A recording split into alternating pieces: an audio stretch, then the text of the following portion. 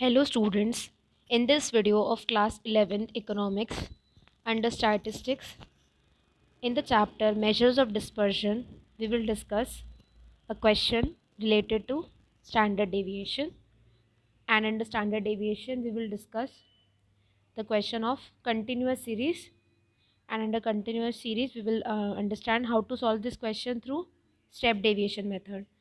हम देखेंगे हम क्वेश्चन कौन सी मेथड से सॉल्व करेंगे, स्टेप डेविएशन मेथड से हम इक्वेशन कैसे सॉल्व करेंगे स्टैंडर्ड डेविएशन का। Calculate standard deviation of marks secured by 100 examinees in the examination. Marks के लिए दे रखा है 10 से 20, 20 से 30, 30 से 40, 40 से 50, 50 से 60, 60 70, 70 to 80, 80 to 90 और नंबर ऑफ एग्जामिनीज दे रखे हैं। तो आप पहले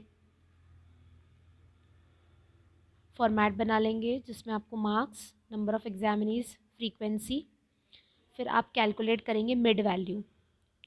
मिड वैल्यू कैसे कैलकुलेट करते हैं हम? कंटिन्यूस सीरीज से हम मिड वैल्यू कैलकुलेट करते हैं 10 + 20 divided by 2, that is 30 divided by 2, that is 15। Next है हमारे पास 20 + 30, 20 + 30 कितना होगा 50, 50 डिवाइडेड बाय 2 कितना होगा 25। वैसे ही 30 + 40 70, 70 divide by 2 35, 40 + 50 90, 90 divided by 2 45, 50 + 60 110, 110 divided by 2 is 55।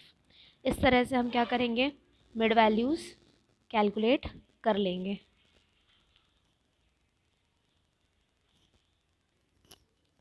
अब मिड वैल्यूज़ कैलकुलेट करने के बाद हम क्या कैलकुलेट करेंगे, डेविएशन कैलकुलेट करेंगे, और हम डेविएशन कैलकुलेट करेंगे अज्यूम्ड मीन से, अज्यूम मीन एवरेज से।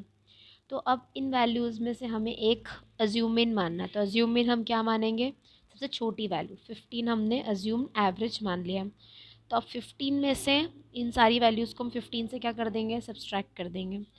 तो 15 - 15 दैट इज़ 0, 25 - 15 10, 35 - 15 45 - 15 30, 55 - 15 65 - 15 75 - 15 और ये।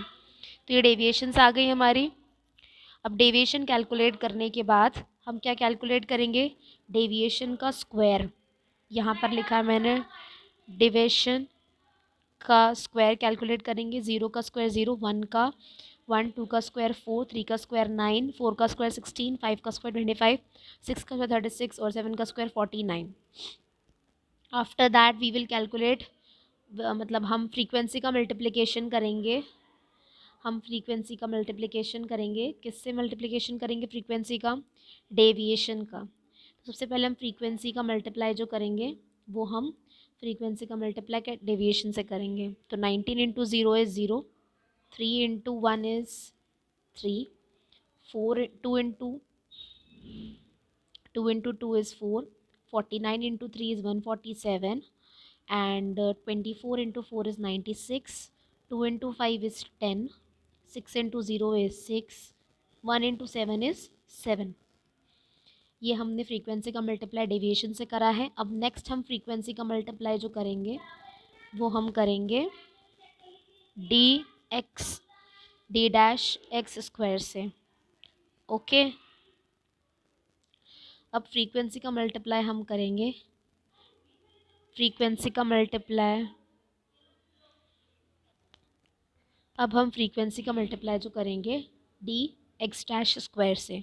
19 × 0 इज़ 0, 3 × 1 इज़ 3, 4 2 ज़ा 8, 49 × 9 इज़ 441, 24 × 16, 2 × 5, 0 × 36 और 1 × 4।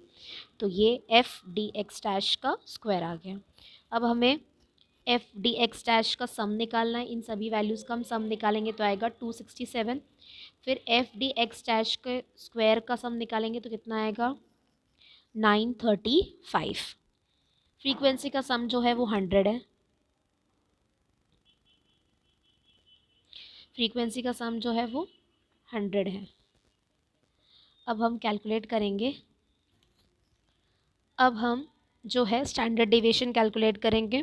स्टैंडर्ड डेविएशन का फॉर्मूला है root of summation of F D X dash का square upon N minus summation of F D X dash upon N का होल स्क्वायर इंटू सी, मतलब common factor. और यहाँ पर जो एन है वो क्या है, सम ऑफ फ्रीक्वेंसी। तो हम root of summation of F D X dash का square that is 935 by 100, that is summation of F D X dash 267 upon 100 का होल स्क्वायर। तो 9.35 माइनस 2.67 का whole square into 10, root of 9.35 2.67 का whole square calculate करेंगे तो 7.1289, root of 2.2211 minus करने के बाद रूट कैलकुलेट करेंगे तो 1.49 का मल्टीप्लिकेशन 10 से करेंगे तो 14.9। तो ये आपका स्टैंडर्ड डेविएशन कैलकुलेट हो गया है। आपको ये स्टैंडर्ड डेविएशन का फॉर्मूला जो है वो पता होना चाहिए, और आप इस टाइप के और क्वेश्चंस प्रैक्टिस करेंगे तो आपको स्टैंडर्ड डेविएशन कंटिन्यूस सीरीज में कैलकुलेट करना आ जाएगा। I hope that through this video you understood how to calculate standard deviation in continuous series by step deviation method. Thank you.